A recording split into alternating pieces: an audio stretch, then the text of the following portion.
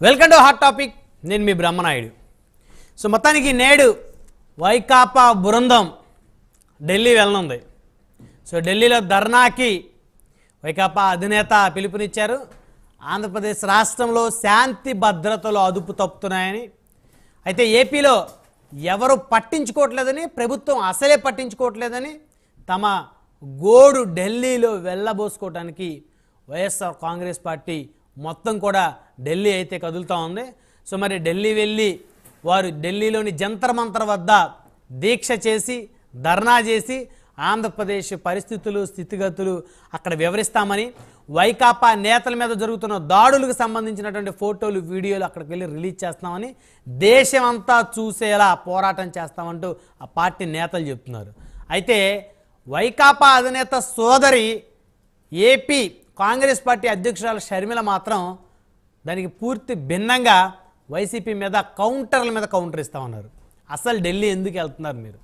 మీ పరిపాలనలో 5 సంవత్సరాలు రాష్ట్రం రావని కష్టమవుతుంటే మరి ఎందుకు ఢిల్లీ వెళ్ళలేదు?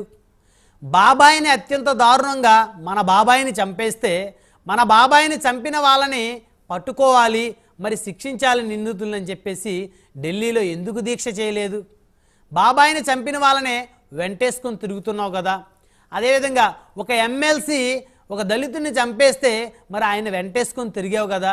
మరి అదేవిధంగా ఏపీకి ప్రత్యేక హోదా లాంటి అంశాల మీద, మరి పోలవరం సంబంధించిన అంశాల మీద, వైజాగ్ స్టీల్ ప్లాంట్కి సంబంధించిన అంశాల మీద ఎందుకు ఢిల్లీ వెళ్ళలేదు? ఎందుకు ఢిల్లీ వెళ్ళి ఎందుకు ధర్నా చేయలేదు అని చెప్పి సాక్షాత్తు జగన్మోహన్ రెడ్డి సోదరి వైఎస్ఆర్ ముద్దు బిడ్డ ఏపీ కాంగ్రెస్ పార్టీ అధ్యక్షురాలు షర్మిల పెద్ద ఎత్తున తన అన్ననే టార్గెట్ చేస్తూ నిన్న చేసినటువంటి వ్యాఖ్యలు అయితే సంచలనంగా మారాయి. నిన్న ఏపీ అసెంబ్లీలో వైఎస్ఆర్ కాంగ్రెస్ పార్టీ అధినేత, ఆయనతో పాటు 11 మంది శాసనసభ్యులు, అదేవిధంగా ఎమ్మెల్సీలు అందరూ కూడా నల్ల కండవాలతో నిరసన ప్రదర్శించారు.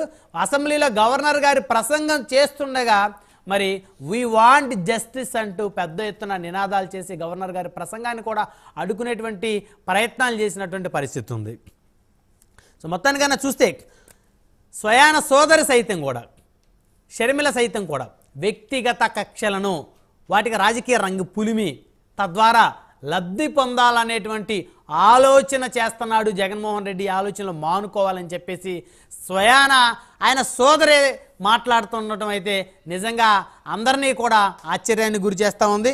అసెంబ్లీలో ఉండే ధైర్యం లేక, అసెంబ్లీలో మాట్లాడే ధైర్యం లేక మరి ఈ విధంగా ఢిల్లీ పేరుతో, ధర్నాల పేరుతో సాకులు వెతుక్కుంటున్నారు వైఎస్ఆర్ కాంగ్రెస్ పార్టీ, ఆ పార్టీ అధినేత జగన్మోహన్ రెడ్డి అంటూ మరి ఆయన సోదరి కాంగ్రెస్ పార్టీ అధ్యక్షురాలు షర్మిల ఆయన మీద పెద్ద ఎత్తున పోరాటానికైతే దిగుతున్న పరిస్థితులే స్పష్టంగా కనపడతా ఉన్నాయి. ముందు ఇంట గెలిచి రచ్చ గెలవమంటారు పెద్దలు. ఎందుకంటే ఇంట్లో వాళ్ళని, వాళ్ళ హృదయాలని గెలుచుకున్నప్పుడే బయట వ్యక్తుల దగ్గర మరి వారి దగ్గర నమ్మకాన్ని నిలబెట్టుకునేటువంటి అవకాశం ఉంటుంది. ఇంట్లో సొంత చెల్లెలను సైతం కూడా మరి వెన్నుపోటు పొడిచాడు జగన్మోహన్ రెడ్డి అంటూ సాక్షాత్తు షర్మిల మాట్లాడటం మాటలు ఏదైతే ఉన్నాయో, ఇక వైకాపా భవిష్యత్ ఏదైతే ఉందో ఆ భవిష్యత్తుకి ఏపీ కాంగ్రెస్ పార్టీ అధ్యక్షురాలు షర్మిల చెక్ పెట్టే విధంగా కూడా ఆవిడ చాలా ముందస్తు వ్యూహంతో మాట్లాడుతూ ఉన్న పరిస్థితులు అయితే చాలా స్పష్టంగా కనపడతా ఉన్నాయి. అదేవిధంగా ఆంధ్రప్రదేశ్లో ప్రభుత్వాన్ని, ముఖ్యమంత్రిని, ఉప ముఖ్యమంత్రిని సైతం కూడా షర్మిల ఘాటుగానే విమర్శించారు. రాష్ట్రంలో శాంతి భద్రతలు అదుపు తప్పుతూ ఉన్నాయి, మరి వాటిని కనీసం గాడిలో పెట్టేటువంటి ప్రయత్నం ఎందుకు ముఖ్యమంత్రి, ఉప ముఖ్యమంత్రి, హోంమంత్రి చేయలేకపోతున్నారంటూ షర్మిల పెద్ద ఎత్తున ఆరోపణలు గుప్పించారు. సో ఏది ఏమైనప్పటికీ కూడా ఢిల్లీలో తన సోదరుడు చేసినటువంటి ధర్నా మీద స్వయాన సొంత చెల్లెలు షర్మిల అనే పెద్ద ఎత్తున ఆరోపణలు గుప్పిస్తున్న పరిస్థితి ఉంది. మరి అటు వైఎస్ జగన్మోహన్ రెడ్డి మీద, అదేవిధంగా ఆంధ్రప్రదేశ్ ముఖ్యమంత్రి, ఉప ముఖ్యమంత్రి మీద షర్మిల ఫైర్. ఇదే ఇవాళ హాట్ టాపిక్లో మనతో పాల్గొనడం కోసం చందు శ్రీనివాస్ గారు, రాజకీయ విశ్లేషకులు, మనతోటి జూమ్ కాల్ స్టూడియోలో అందుబాటులో ఉన్నారు. అదేవిధంగా చిన్నపరెడ్డి గారు, వైఎస్ఆర్ కాంగ్రెస్ పార్టీ నాయకులు, మనతోటి జూమ్ కాల్ అందుబాటులో ఉన్నారు. అదేవిధంగా నరసింహప్రసాద్ గారు, ఆంధ్రప్రదేశ్ రాష్ట్ర Telugu Desam party culture wing president, అదేవిధంగా గతంలో రైల్వే కోడూరు నియోజకవర్గం నుంచి కూడా ఆయన ఎమ్మెల్యేగా పోటీ చేశారు. మరికొద్దిసేపట్లో ఆయన కూడా మనతోటి జూమ్ కాల్లో జాయిన్ అవుతారు. రైట్, ముందుగా చిన్నపరెడ్డి గారితో మాట్లాడదాం, వైకాపా నాయకులు. చిన్నపరెడ్డి గారు, గుడ్ మార్నింగ్ అండి. Good morning sir. ఏంటండి మొత్తానికి ఎక్కడ దాకా వచ్చింది ఢిల్లీలో ధర్నా కార్యక్రమాలు? అందరూ చేరుకున్నట్లేనా, చేరుకుంటారా ఈరోజు? సార్, ఈరోజు పొద్దున 9 గంటలకు జగన్మోహన్ రెడ్డి గారు ఢిల్లీకి ప్రయాణం అవుతా ఉన్నారు. అందరు కూడా ఢిల్లీ వైపు ప్రయాణానికి ఈ రోజు సాయంత్రం రాత్రి కల్లా అందరూ చేరుకుంటారు. ఇక్కడ ఆంధ్రప్రదేశ్ లో జరుగుతున్నటువంటి అరాచకాలని ఇక్కడ చెప్పుకోవడానికి మాకెక్కడా స్పేస్ కనపడలేదు. ఓకే. చెప్పిన వినే నాదుడు లేదు, చూసినా పట్టించుకునే వాళ్ళు లేరు. టీవీలు మొత్తుకున్నా సరే ఏ మాత్రం కూడా ప్రజలకి ఇబ్బంది జరుగుతుంది, ప్రజలుగా చూసేటటువంటి పరిస్థితి లేదు. ఇక్కడ పార్టీలుగా చూసేటటువంటి పరిస్థితుల్లో తెలుగుదేశం ప్రభుత్వం నడుస్తా ఉంది. ప్రజలుగా చూసినట్టయితే ఏ ప్రజలకు కష్టం వచ్చినా సరే స్పందించే అవకాశం ఉంటది. ఇది ప్రజలుగా చూడట్లేదు కాబట్టి ఇక మాకున్న అవకాశం ఇక్కడ తప్పితే మళ్ళీ ఢిల్లీలో ఉంటుంది. అందుకని ఢిల్లీలో జగన్మోహన్ రెడ్డి గారు అన్ని రాష్ట్రాల చూపుని ఈ యొక్క అరాచకాల మీద పడేటట్టుగా దేశం మొత్తం చూసే విధంగా చూపించాలని చెప్పేసి ఒక అవకాశాన్ని వాడుకోవటం జరుగుతూ ఉంది. ఖచ్చితంగా ఈ అవకాశాన్ని అన్నిటినీ అక్కడ ఆ వీడియోల్ని, ఫోటోల్ని దేశం మొత్తం చూసేటట్టు ఈ అరాచకాలన్నిటినీ చూపించి రాష్ట్రపతి పరిపాలన కోరతాం. ప్రధానమంత్రి గారిని కలిసే అవకాశాన్ని ఉపయోగించుకుంటాం. అపాయింట్మెంట్ ఇచ్చారా ప్రధానమంత్రి గారు జగన్మోహన్ రెడ్డి గారికి? లేదు. అలాగే అమిత్ షా గారిని కలిసే అవకాశాన్ని ఉపయోగించుకుంటాం. రాష్ట్రపతి గారిని కూడా కలుస్తాం. ఖచ్చితంగా జరిగినటువంటి ఇబ్బందిని దేశం మొత్తానికి చూపిస్తాం. ఖచ్చితంగా ప్రజలుగా ఎలక్షన్ల వరకే రాజకీయాలుగా చూడాలి. తర్వాత అంతా కూడా ప్రజలని పరిపాలించాలి, కానీ పార్టీలను పరిపాలించేటట్టుగా ఉండకూడదనేది మా ఉద్దేశం. అలాగే ఈరోజు నిన్న ఒక టీవీలో నేను చూశాను, షర్మిలా మేడం గారు మాట్లాడుతూ వైఎస్ జగన్మోహన్ రెడ్డి గారి చెల్లెలుగా మాకు షర్మిలక్క,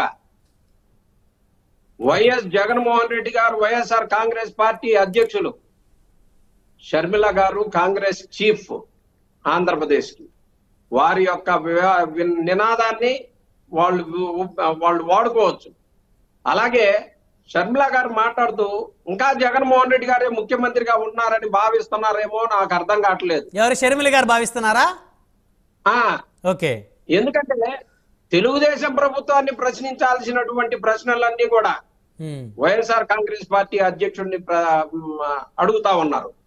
ప్రత్యేక హోదా గురించి మాట్లాడలేదు అని చెప్పేసి మాట్లాడుతా ఉన్నారు. ప్రత్యేక హోదా గురించి జగన్మోహన్ రెడ్డి గారు 2019 నుంచి 24 వరకు ముఖ్యమంత్రిగా ఉన్న ప్రతిసారి 62 సార్లు ఢిల్లీ వెళ్తే 62 సార్లు కూడా ప్రధానమంత్రి గారిని ఎన్నిసార్లు అయితే కలిశారో అన్ని సార్లు కూడా ప్రత్యేక హోదా గురించి ఆ లెటర్లలో వాటిల్లో మాట్లాడటం జరిగింది. కానీ ఆ రోజు మనం సంఖ్యాబలంగా బీజేపీ బలంగా ఉండటం వల్ల మనం ఏమీ డిమాండ్ చేయాలి కాలేదు.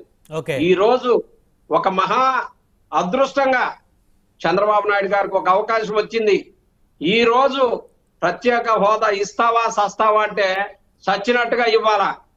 ఇవాళ ప్రత్యేక హోదా అనేది ఆంధ్రప్రదేశ్కి ఇచ్చినటువంటి హామీ. అది 2014లో రాష్ట్రం విడిపోయేటప్పుడు 15 సంవత్సరాలు ప్రత్యేక హోదాకి హామీ ఇచ్చినటువంటి బీజేపీ ఈ రోజు అధికారంలో ఉంది. చంద్రబాబు నాయుడు గారి దయాదాక్షిణ్యాల మీద ఆధారపడి ఉంది.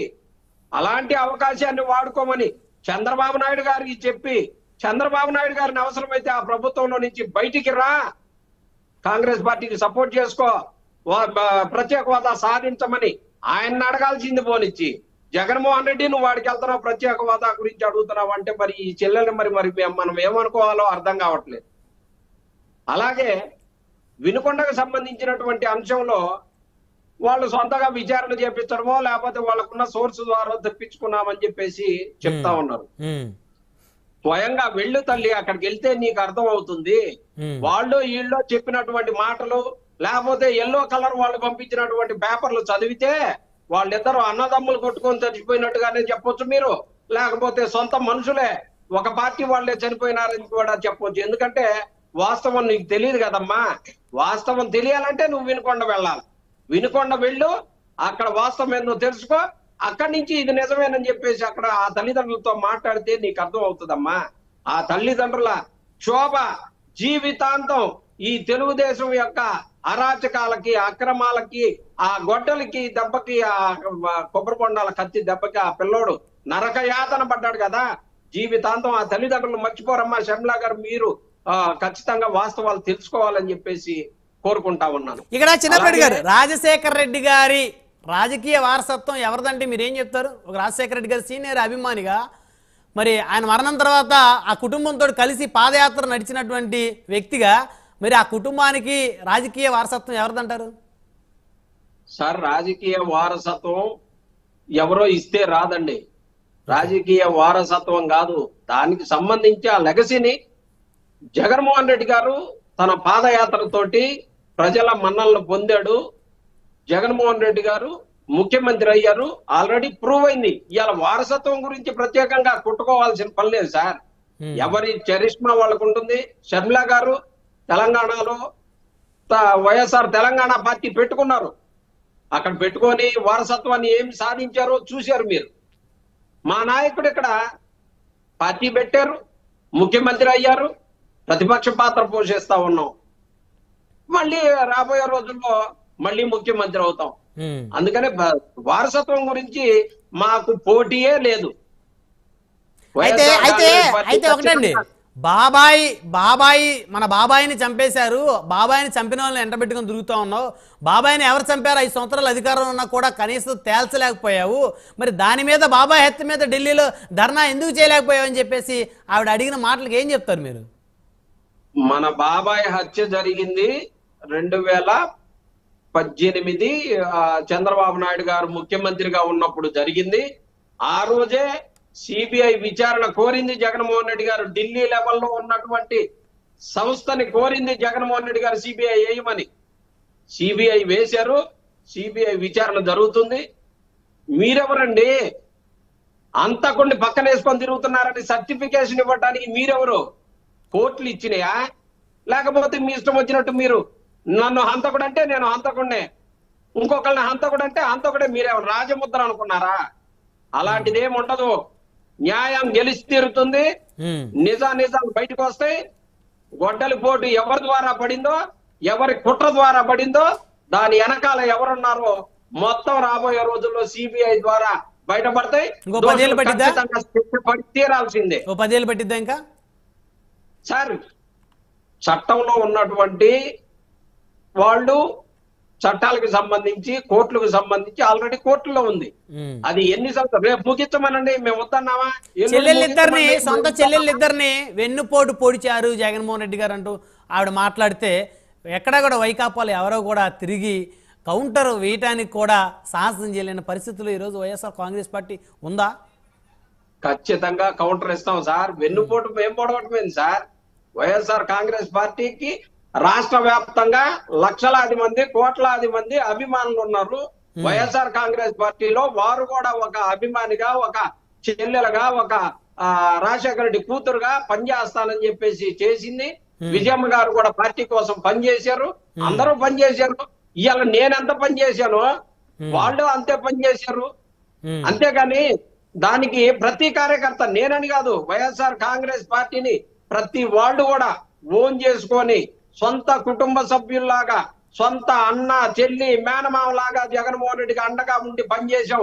షర్మిల ఒక్కతే జగన్మోహన్ రెడ్డికి చెల్లెలు కాదు. షర్మిల ఒక్కతే రాజశేఖర రెడ్డి వైఎస్ఆర్ కాంగ్రెస్ పార్టీ అభిమాని కాదు. అందుకని అందరం పనిచేసాం. పనిచేసిన వాళ్ళకి రకరకాలుగా అవకాశాలు వచ్చినాయి. మరికొందరికి కొన్నిసార్లు కొంత లేట్ అవ్వచ్చు. ఆవిడకి రాలేదు అవకాశం. ఓపిక లేక రకరకాల పార్టీలతోటి పొత్తులు పెట్టుకొని, రకరకాల పార్టీలతోటి ఎత్తులు చేసి జగన్మోహన్ రెడ్డి గారిని నిర్వీర్యం చేయాలని చెప్పేసి అనుకుంటున్నారేమో. కానీ మొన్న ఓడిపోయిన తర్వాత మొదటిసారి వినుకొండ పోతే చూశారు, నెల్లూరు పోతే చూశారు ప్రజాబలం. జగన్మోహన్ రెడ్డి ఓడిపోలేదు. ప్రజల మనసు గెలిచినటువంటి జగన్మోహన్ రెడ్డి గారు రాబోయే రోజుల్లో ఖచ్చితంగా మళ్ళీ ముఖ్యమంత్రి అయి తీరుతాం. దానికి తగ్గట్టుగానే ప్రజలకి మంచి జరిగేదానికి ఇచ్చినటువంటి హామీలని నెరవేర్చే విధంగా మేము ప్రయాణం చేస్తాం. అలాగే ఇంకొక మాట సార్, అసెంబ్లీకి వెళ్ళాలి కదా సార్. ఒకవేళ కూటమి ప్రభుత్వం హామీలు నెరవేర్చకపోతే వారిని ప్రశ్నించాలంటే మీరు మీ ఎమ్మెల్యేలు అసెంబ్లీకి వెళ్ళాలి కదా సార్. అసెంబ్లీకి వెళ్ళాం, అసెంబ్లీకి రారు రారు అని చెప్పేసి నిన్నటి వరకు అన్నారు. జగన్మోహన్ రెడ్డి గారు అసెంబ్లీని గౌరవిస్తారు, అసెంబ్లీకి వెళ్తారు, ప్రజావాణిని వినిపిస్తారు, ప్రజల కోసం చేయాల్సినప్పుడు ఇక్కడ చెప్పుకునేటటువంటి అవకాశం లేదే. అందుకే ఆడ పార్లమెంట్ జరుగుతా ఉంది, ఈడ అసెంబ్లీ జరుగుతా ఉంది. దేశవ్యాప్తంగా ఇష్యూ అయితే ఖచ్చితంగా ప్రజలకి న్యాయం జరుగుద్దని చెప్పేసి పోతా ఉన్నాం.